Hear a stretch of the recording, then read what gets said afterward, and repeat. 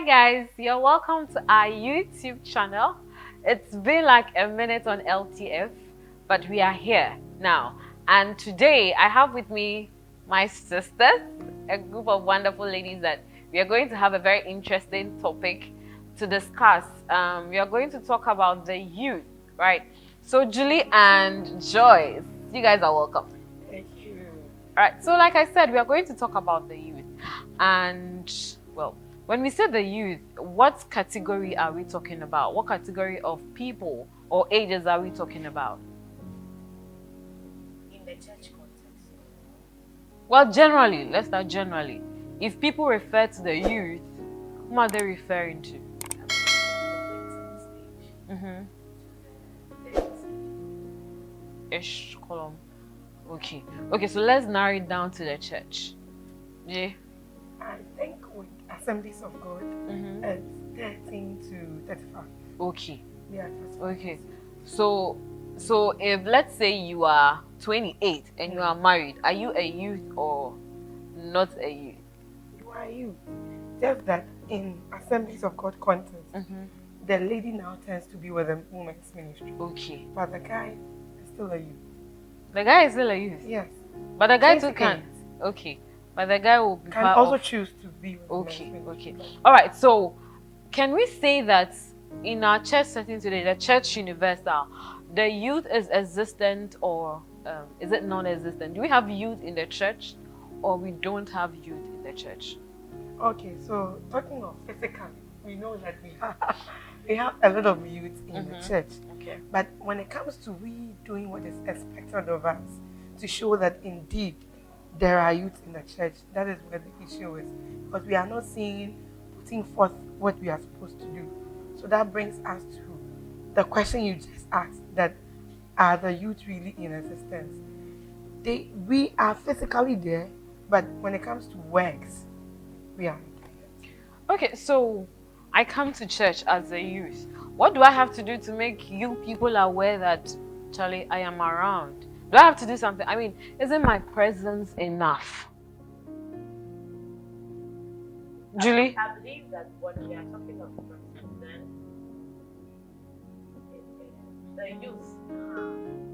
the youth presence even doesn't count anything, because the old men, the old women, they are all there, they are occupying something, their presence are okay.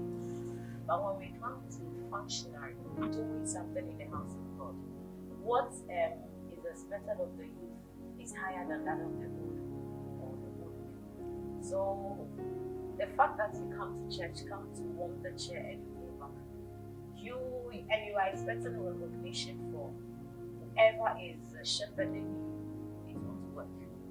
Okay, so if your presence alone is not enough as a youth in a church, does it mean the church should be looking forward to closing down in some years to come because there is nobody?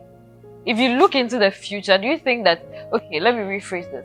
If you look into the future, do you think the youth available now, we are capable of running things as our fathers and mothers are doing now? Are we capable? It's 37. As in, Due to the average number of youth engaged in the church activities, while leadership can be handed over to them, it's very few. Yeah. To talk, unlike those that are not doing anything okay. and are not willing to do anything. So it's 30-70. A time will come, those that will be taking care of the affairs of the church will be few. And it will be like, it will bring a little bit of connection, like chaos. Because you were supposed to be there, but you didn't do it. And I'm doing it, you are complaining. That is how the church will be. If care is Jay, you have something to say? I think what my sister said is in order, because if we don't take care with our current attitude, if you don't take care, it will get to a time that we wouldn't even get people to hand over to. Because you would look around and then you would see no one willing. You might be there, you might be present in church, but the thing is, are you willing to take up such roles? So if we don't take care, we will have people in church, but we wouldn't get anybody to be willing to take up responsibility. Okay, so it looks like the future looks a bit bleak for the church, but then I would like to ask these things. this situation we find ourselves in, with having people not willing to do anything in church when they are youth, could it be blamed on the parents, the church, or the individual? Who is to be blamed for this predicament? I think that there are a lot of stakeholders Okay. involved, which you rightly mentioned, the individual first of all, Mhm. the parent and the church. Mhm. These three parties have their own roles they play. The individual has a role he or she has to play. Okay. The parent has a role, and then the church has a role. Okay. But for me, I think that Which one are you? Okay, wait. Choose one. Talk about it, and then Julie will also talk about. Julie will talk about the church. okay, You should talk about the parent, the individual. the individual. Yes. Okay, then let me finish making my point. Okay, then sure. So I was about to say that the basics of the whole thing starts with the parent, because the Bible says that train up the child the way he should go, so that when he or she grow up, will not depart from Yeah. it. So the kind of training you give to the child growing up, that is what would he or she would carry it on. So the basics of it is from the parenting. If we get the parenting right, then the church comes in, the individual does his or her role, then we are good to go. So talking of the individual, in fact, God in his own infinite wisdom gave us our own will to make our choices. So as an individual, you have the right and then the room to feel free and make the choice you want to, as to whether I want to serve God with my life, or to serve my flesh, or to do what I want to do. Yeah. So for you to be involved and take up responsibilities in the church, in the kingdom of God, it has to be your decision. It has to be your willingness. It has to be you choosing, you making a deliberate effort to do it. So that is the role that you have to play. The church will do its own. My sister will talk about that. The parents will do their own. But it all boils down to you as the individual. If you don't make up your mind, if you don't decide, if you don't take it up upon yourself that I am going to take this challenge, I am going to step in and do this for God, then I tell you, nothing will work. Okay, Julie, what do you have to say about the church's involvement in the youth taking active roles in activities of the church? I believe that since the church represents or symbolizes the body of Christ, and as I think Paul said in 1 Corinthians, one of his letters to the churches, where describing the body and what it can do and support it and other things. I believe that if the church is able to critically consider each individual and train each individual based on their ability, the church won't be at stake. For instance, the church should look at the youth from the scene, behind the scene. Okay. In the extent that it is not when the person is performing that you can see that, oh, this person can do it. Okay. The church should have this kind of eagle eye where they can see the greatness, The potential. potentials, even when the person is not exhibiting it. Okay. But if the church is not doing that, and the church is not doing anything about it, it is not with the pastor, with the church, both the pastor, the elders, and whoever is in charge of any Department. You have to have this kind of eagle eye to determine and to know individual what they carry or what they can't. Because somebody has a potential, but due to family background or how the person was raised, there could be this kind of timidity there. So coming to the crowd to come and express him or herself, to come and perform or minister, do whatever thing he or she can do for God will never come. But when the church is able to identify due to behind the scene activities this individual is doing, this person can be helped. But if the church is not doing that and is waiting for you, the youth, to be holding mic, to be doing all these things, showing this kind of zeal and exuberance, then oh. So can we therefore say that the church already made people? Oh sure, that one there. Every church likes it. So they would rather not put in the work. I mean, we are not attacking any church. We are just discussing issues. So they would rather not put in any work. They want, let's use Joyce for instance. She went to tertiary. You for instance. Both of you actually. Because both of you were executives in your various, the tertiaries you went to, right? Yeah. So you are back from school. You were president. She was ladies wing president. I mean, you've had the experience of standing in front of people, making decisions, and doing a whole lot of church activities. So me, that I didn't go to school. Let's say I went to learn handwork or handiwork, right? Something, and maybe I'm not really putting in effort in doing anything in the church.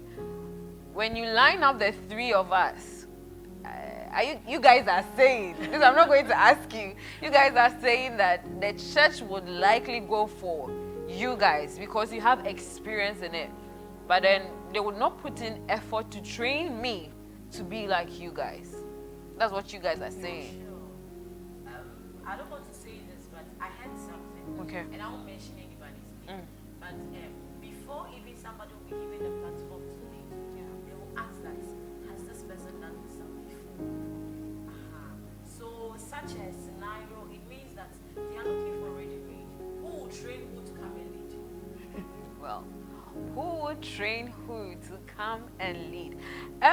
Before we go to, I want us to punch holes in Joyce's submission of the individual effort. But then let's talk about the churches now, because you are on board. What are some of the things that the church has to put in place? I mean, you made it obvious that it's not only the pastor that has a role to play. The church elders, the departmental heads, I mean, everybody, all hands on deck, so that the youth can grow into his full potential.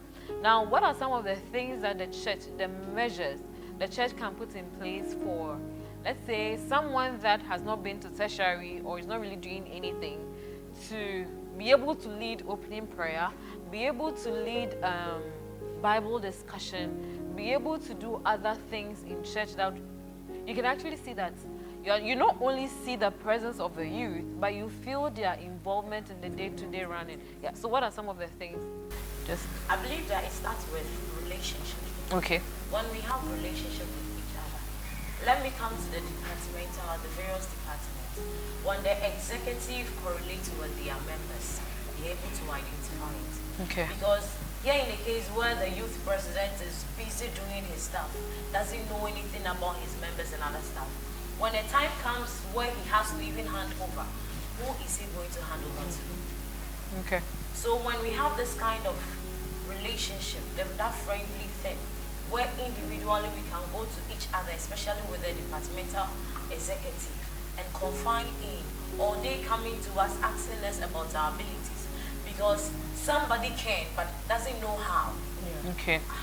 So when those things and this kind of relationships are there, I don't think that the church was. Jay? I also think that after having a relationship with ourselves, we should also be able to delegate some petty duties. Okay. So let's say, okay, today you are going to lead opening prayer. Today you are going to be the moderator for our youth meeting. Okay. Our Bible studies today, you are the one going to introduce the preacher. So some petty things, delegating it to ourselves, so that at least the person would now begin to develop the interest if he or she doesn't have, and also be able to believe that, okay, I can do it. Now that I have the platform. Because as Julie said, there are some people who might have the interest, might want to do it, but they are timid, they are shy. So if you start delegating, at least you get to know that, oh, this person can do this better, this person can do this better. Okay, so personal relationship with various youth members, and then delegating. Yes. What other thing? Let's look at our local church. The roles both of you play in the church. How can you draw more people on board to involve themselves in the activities of the church and then the youth ministry? Okay, I think another thing we can also do is frequent follow-ups. Okay. Frequent follow-ups. Because if you're all going to talk to me on Sunday, then as she said, relationship. So you only talk to me on Sunday because you need me to come to church. Yeah. You only WhatsApp me because it's Monday, and then you There's only youth come for meeting. your meeting. But there should be a frequent follow-up whereby I would be able to WhatsApp you any other day. If I'm passing through your hood, I'll be able to come say hi to you, just to check up on you, know how you are doing, what is going on in your life. If you are a new member, give you words of encouragement. so that at least you can know that yes, we do care about you. So I think frequent follow-ups too. Okay. Okay. So, so if the church are not putting all these mechanisms in place, is it safe to say that one day they are going to lose their youth? I mean, they won't get anyone to actually fill in the gap when the old generation or our fathers and our mothers are not there. Yeah. Yeah. I think it's a very scary thought to think that the church has no future if much emphasis or much attention is not given to the youth. It's very scary. I am now realizing the import of our discussion. So if you are here and if you are watching us, you are a youth or you know youth in your church, please draw someone close, get to know the person. Look beyond the attitude they are giving you, look beyond whatever they are doing and try and get them to do more for God. So parents, the involvement of parents in the youth being active in the church. I mean, some parents are doing so much. Yeah. They try to bring their children on board. But it is the children that, they don't want to get involved. And some parents too, they'll rather come to church, leave their kids in the house. Exactly. I mean, what is the impact of, these two scenarios? Parents A, parents B. One brings the children to church, the other leaves them in the house, yet expects them to display or to portray Christian They want to values. report they've not seen. I mean, what is the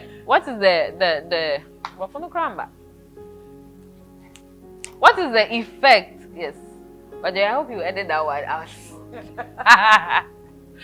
What is the effect of, let's say, parents A actions on their children and the church, parents B's actions on the children, and then in the long run on the church? Which one are you choosing, parents A or parent B? Parents A means that she knows. Parents A means that parents A brings the children to church, on your mobile, sorry, or making sure that they come to church. But parents B, on no now address now we don't call any movie. And parents C, parents who come to church with their children, but doesn't ask anything about what is needed. Okay. At Sunday school, or whatever thing that went Let's on. go back and add that one. Ah. Hey, what's in my deal? Yes, so parents A, parents who bring their children to church, take interest in their spiritual life. And then we have parents B, who have zero interest whatsoever. They dress up and come to church, leaving their kids in the house. I mean, which one are you guys choosing? That is where you bring the parent C in. So I'm not going to add, you add it. Oh, okay. I'll choose the parents. Those that leave their children at home. Okay. I believe that these days come with two factors. Especially when they come to church and they don't see anything at the, let me use those little children. Okay. They don't see anything going on at the Sunday school. Maybe that parent might come one day, just pass through, and we see the Sunday school teacher busily selling. So if I bring my child, what impact will this child have? Marketing.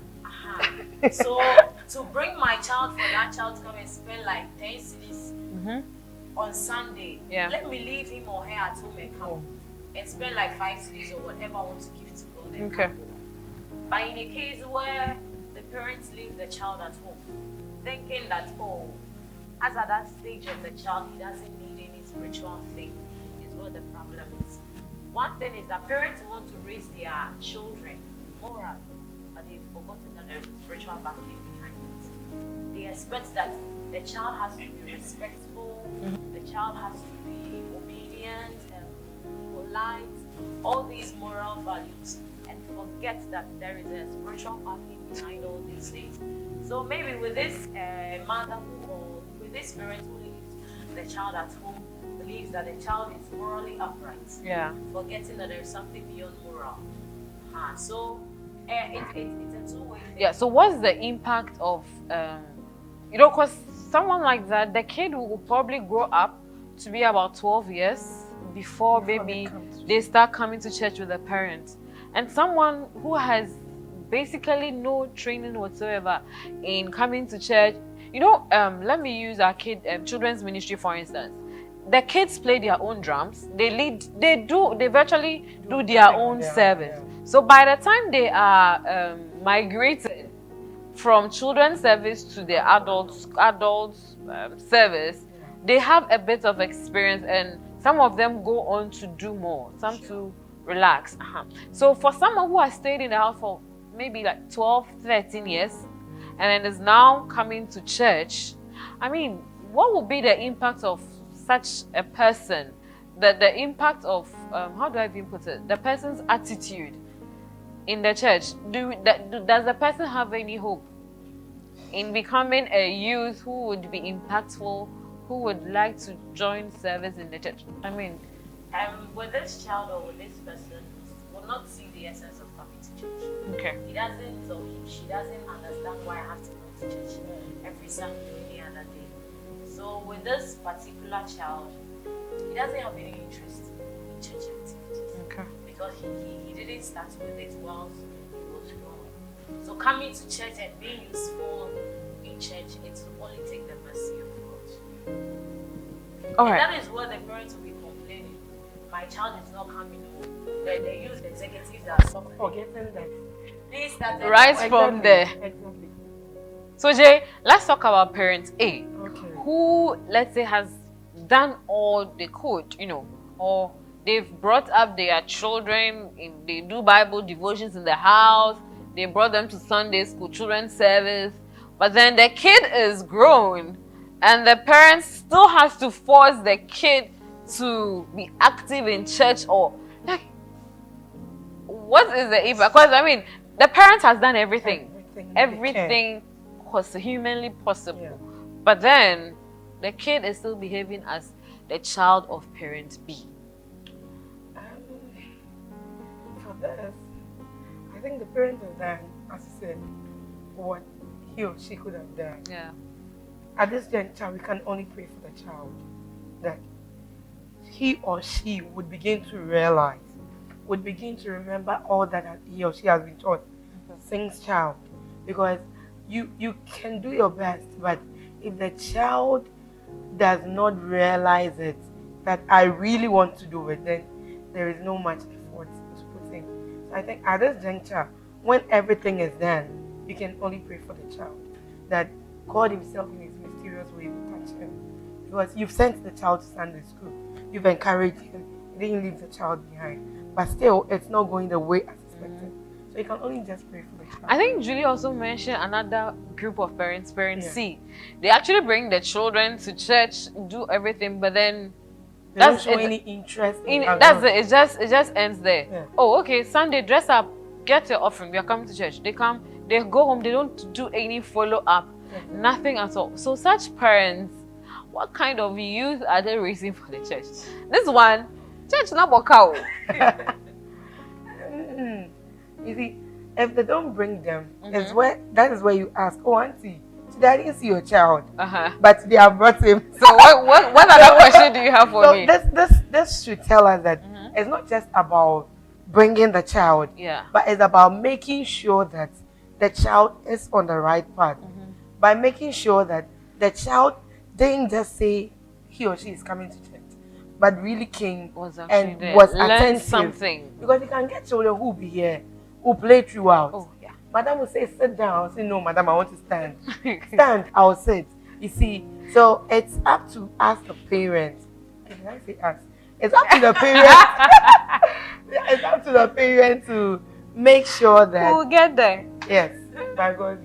It's up to the parents to make sure that the child didn't just come, but the child has been able to get something, grab something from the class. How? By asking, oh, what did you learn from Sunday school today? Share with me what your madam taught you. Ask the child what was the memory verse. You can even ask her during the week, okay, on Sunday you told me this was your memory verse. So during the week, how have you been able to apply it to your life? So it means the parents have a role, not just to bring the child to church, but to follow up to see that the child is living by what he or she has been taught. Okay, so from the way we are talking, it looks like most of the role or most of how a youth will turn out majorly depends on the parent Yes. from the onset. Yes. And it gets to a point where now it is the kid that has to make that conscious decision or effort to continue what the parents started. I would like to end our discussion today by reading something from the Bible. Matthew chapter 5, verses 13 and 14. You are the salt of the earth, but if the salt loses its saltiness, how can it be made salty again? It is no longer good for anything except to be thrown out and trampled underfoot. You are the light of the world. A town built on a hill cannot be hidden. Neither do people light a lamp and put it under a bowl. Instead, they put it on its stand and it gives light to everyone in the house. In the same way, let your light shine before others, that they may see your good deeds and glorify your Father in heaven. When we were discussing, we said we will benefit, our parents will benefit, the church will benefit. But this scripture makes us understand that people will see our light, will taste our saltiness, and give glory to our Father in heaven. So, beloved, if you are a youth, if you are a Christian, wherever you are, in the church of God, or in the house of God, in the kingdom of God, in your various houses and towns and workplaces, let your light shine. Let people feel the saltiness of your life. I mean, there is so much in us, there is so much in you that you can put out. Where are the youth? We are here. Where are the youth? You are there. I mean, there is so much in you, there is so much potential. We believe in you, God believes in you. Don't let him down. Bye-bye. Hey, no, wait. Like, subscribe, And share. Bye-bye.